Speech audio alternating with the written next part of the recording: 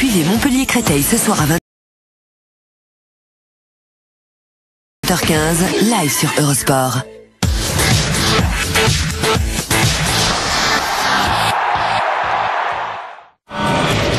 Prenez le contrôle de l'IRC avec les pneus BF Goodrich.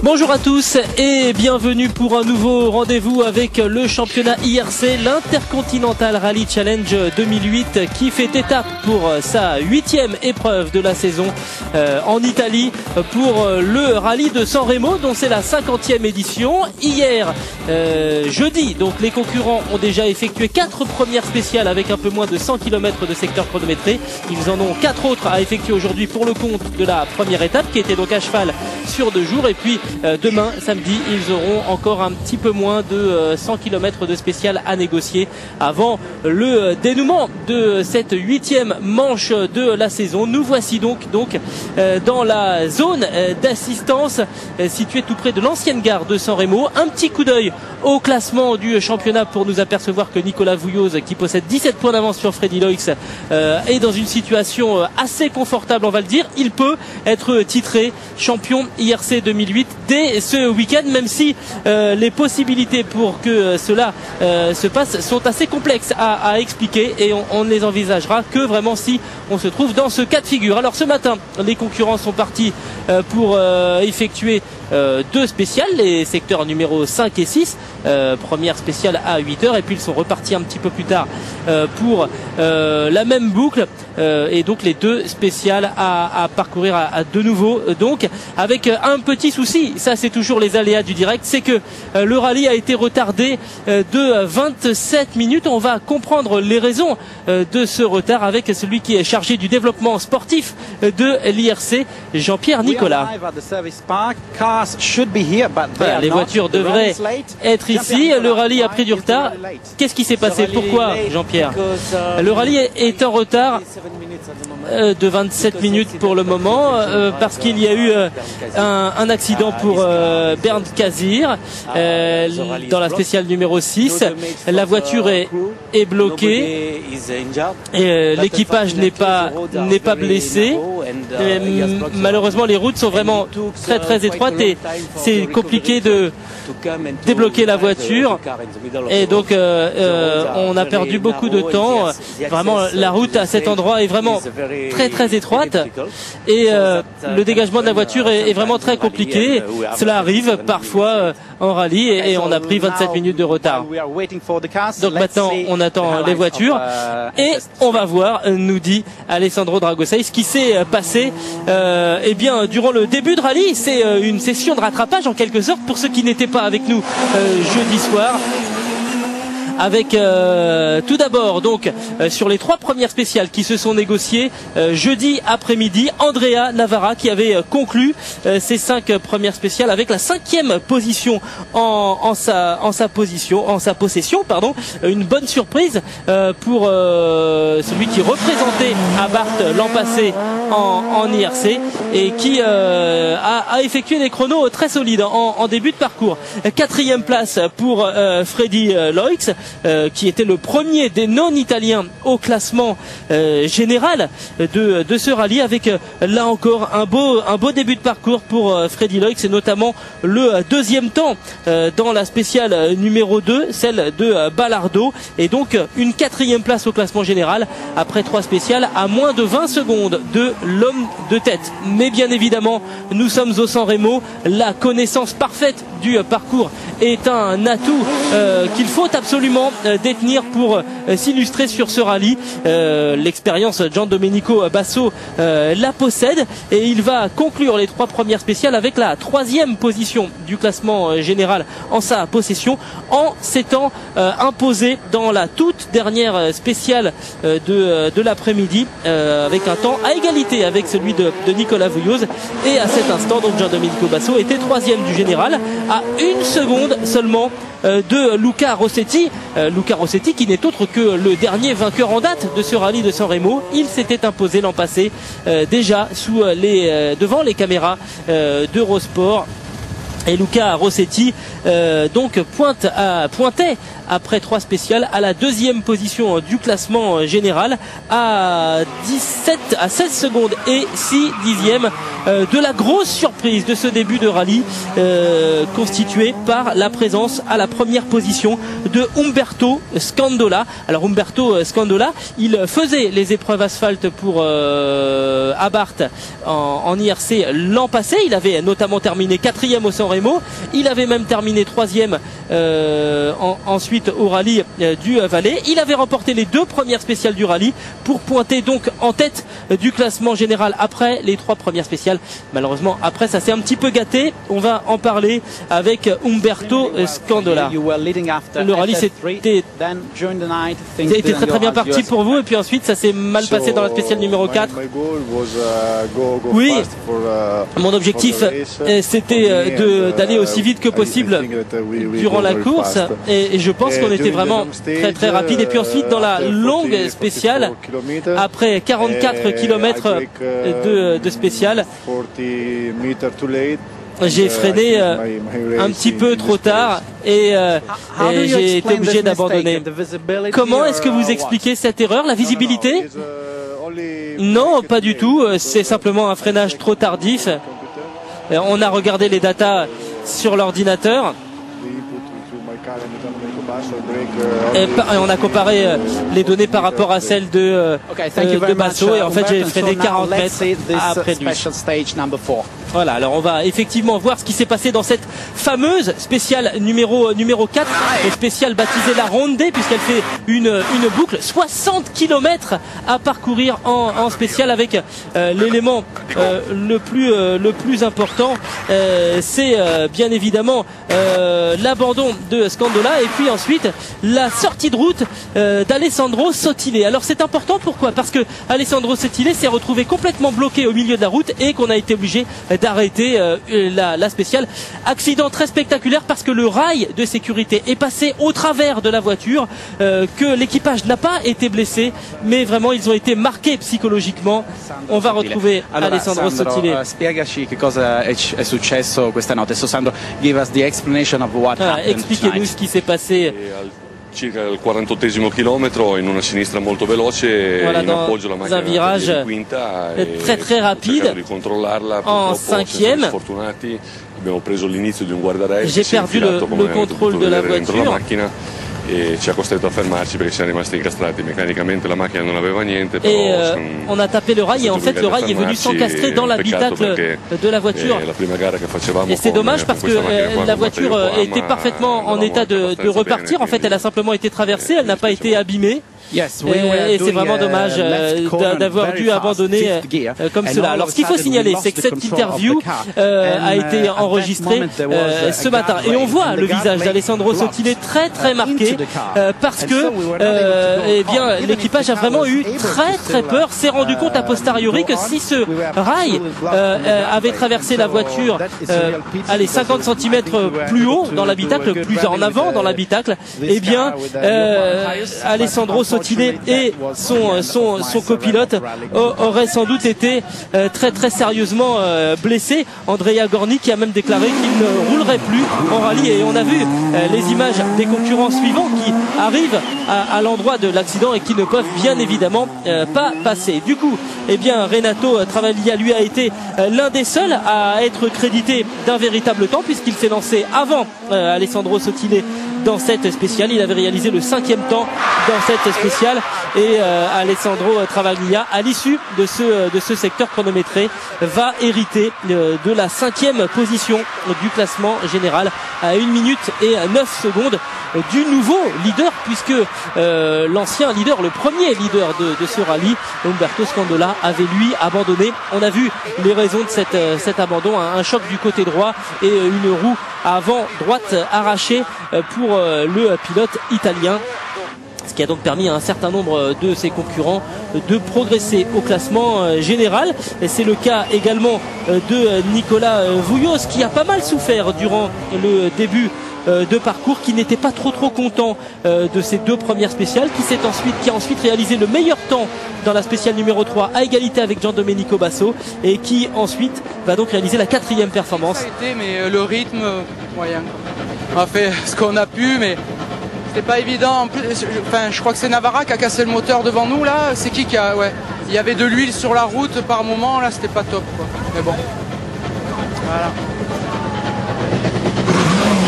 Et Andrea Navarra qui a lui aussi dû abandonner. Alors ce n'était pas de l'huile issue du moteur de Andrea Navarra, mais de sa boîte de vitesse qui a rendu là un problème récurrent chez Abarth. La 3e position du classement général revient à Freddy Loix. Là on parle toujours du classement au terme de la journée de jeudi soir. Freddy Loix donc à 35 secondes de l'homme de tête. Ja, we moeten dat ook gewoon zijn. Ouais, tout s'est bien alles passé. heel goed mee, maar het is in Tonkerijn op zo'n technisch parcours. Ja, het is impressionnant. Mais c'est toujours très impressionnant ce genre de spécial. En tout cas, Freddy Loix plutôt content de sa prestation et qui conserve son rang de premier non-italien sur ces routes du Sanremo 2008, puisque devant lui on va retrouver Luca Rossetti. Alors Luca Rossetti était 2e du général avant l'abandon de Umberto Scandola. Il aurait donc dû hériter logiquement de la première place du classement général, sauf qu'il a été dominé très largement dans cette longue spéciale de 60 km par Giandomenico Basso. Luca Rossetti qui a perdu 28 secondes par rapport à Basso dans ce secteur, et qui va donc rester à la 2e place avec 27 secondes et 6 dixièmes de retard sur Giandomenico Basso.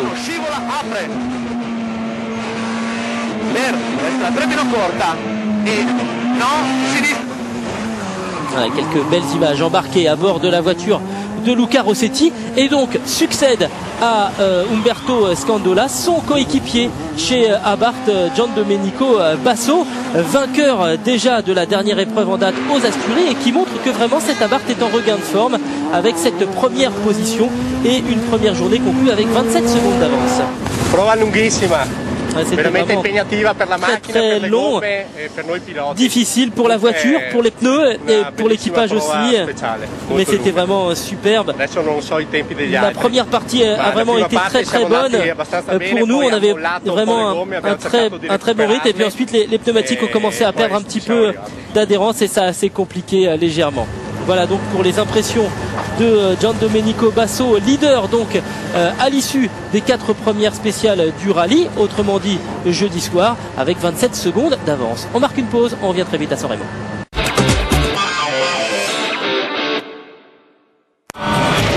Prenez le contrôle de l'IRC avec les pneus BF Goodrich.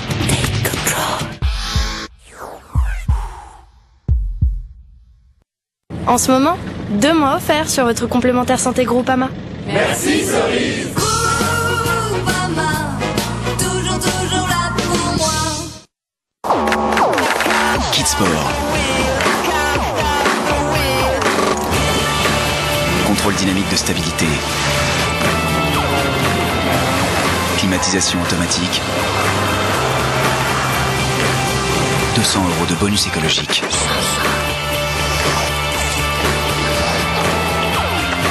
Nouvelle Mazda 3 Kamae, inverser les tendances.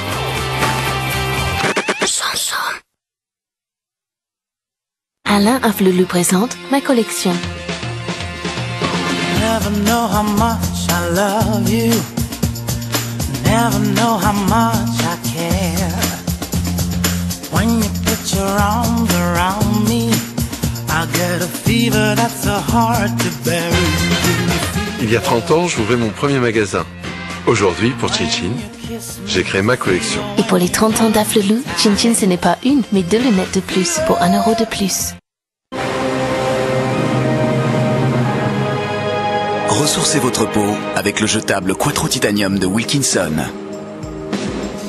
Une glisse intensément agréable avec ses 4 lames traitement titane et toute la facilité d'un jetable. Quattro Titanium, le meilleur jetable de Wilkinson.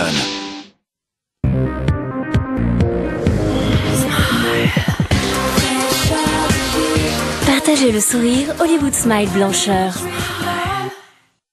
Le ticket Leclerc, le ticket qui vaut de l'argent. Dis-moi quelque chose pour me rassurer. Tu peux utiliser ton ticket Leclerc toute l'année. Leclerc.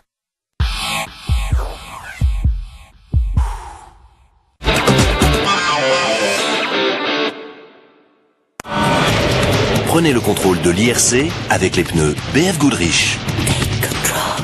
Retour à San Remo où le ciel s'est légèrement voilé et le vent levé en attendant l'arrivée des concurrents. Le rallye qui a pris près d'une demi-heure de retard suite à la sortie de route de Bernd Kazir. On rappelle que le Belge n'est pas blessé, ni son copilote Fred Mikloth, mais que bien évidemment le rallye a pris beaucoup de rallyes. Vous voyez que du côté de chez Chronos, on attend.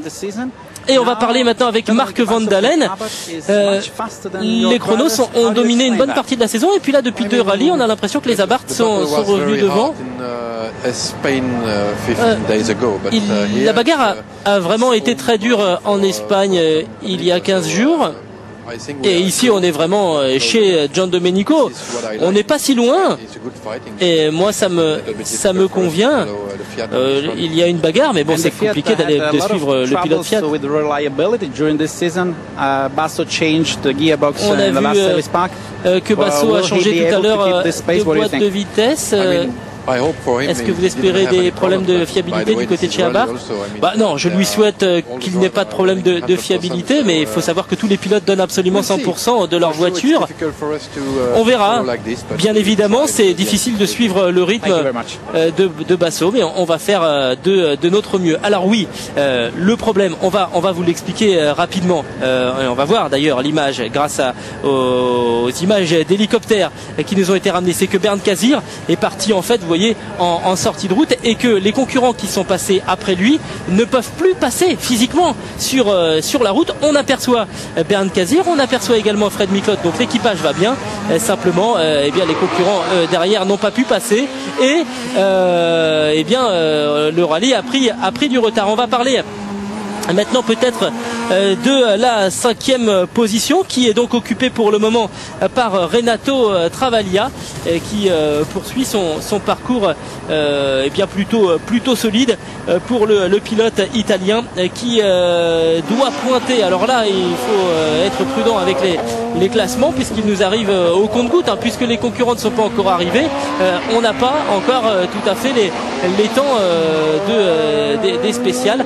En tout cas après la spéciale numéro 7, Renato Travaglia était à 1 minute 41 de la tête de la course. Nicolas Vouilloz était toujours en 4e position, mais c'était sensiblement rapproché de son coéquipier Freddy Loix, puisque Nicolas Vouilloz ne pointait plus qu'à 4 secondes et 2 dixièmes de Freddy Loix, qui lui-même était 3e.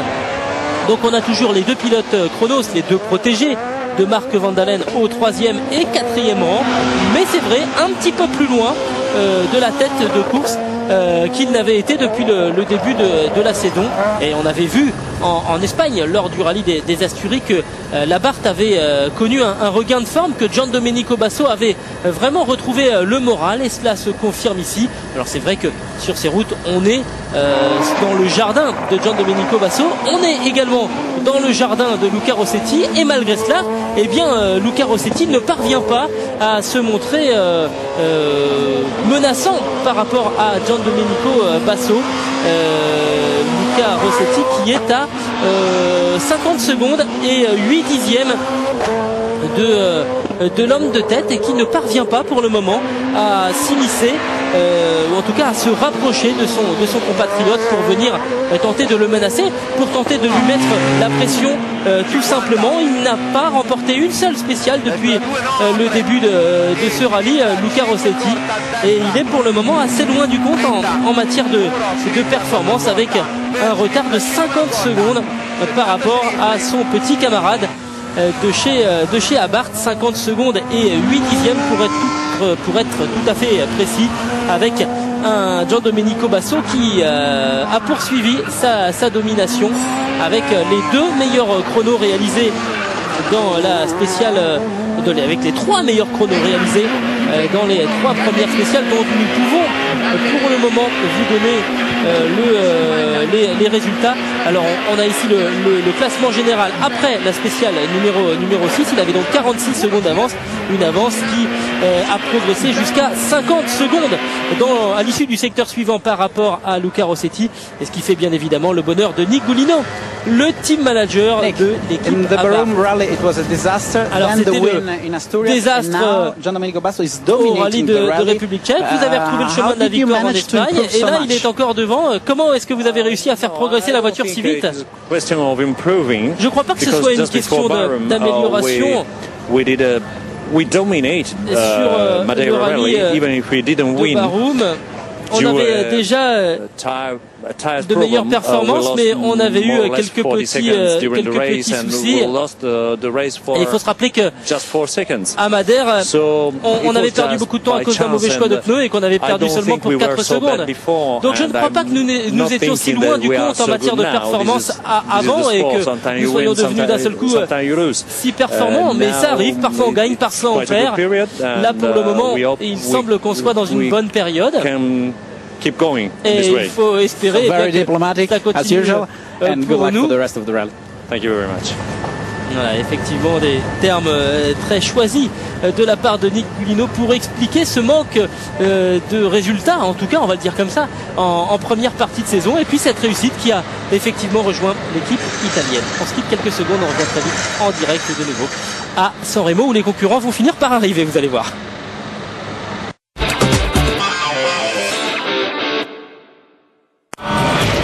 Prenez le contrôle de l'IRC avec les pneus BF Goodrich.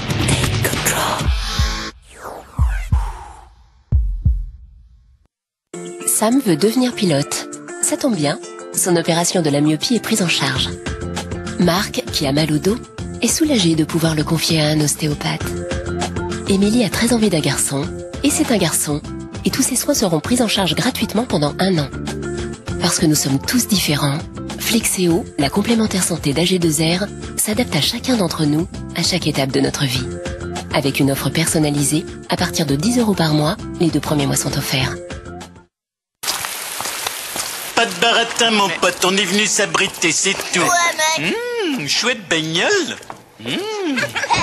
Super les rangements, Marge. Il y a plein de place pour mes cheveux. Marge, ça te donne pas des idées? Oh, toi alors. Je veux cette bagnole. Nouveau Kangoo, testé et approuvé par toute la famille. 500 nouveaux Kangoo à 12. Non.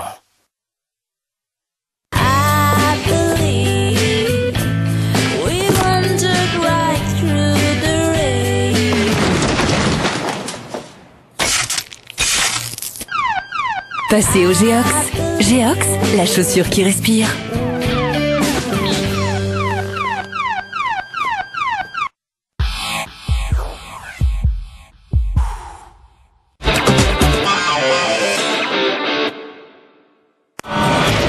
Prenez le contrôle de l'IRC avec les pneus BF Goodrich. Allez, nous sommes de retour en direct dans la zone d'assistance du rallye de San Remo, 8e épreuve du championnat IRC 2008. Et voilà, les concurrents sont arrivés maintenant, les premiers concurrents sont arrivés à l'assistante avec notamment Luca Rossetti, 2e du classement général avec un peu plus de 50 secondes de retard par rapport à Giandomenico Basso. On va retrouver l'Italien aux côtés d'Alessandro Dragosei. Vous êtes 2e du général. Basso est assez loin devant. Est-ce que vous allez chercher à conserver cette 2e place en pensant au championnat d'Italie, ou bien est-ce que vous allez essayer d'attaquer Basso?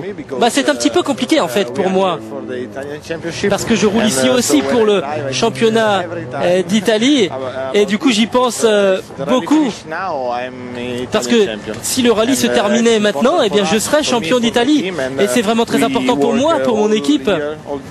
On a travaillé toute la saison pour atteindre cet objectif.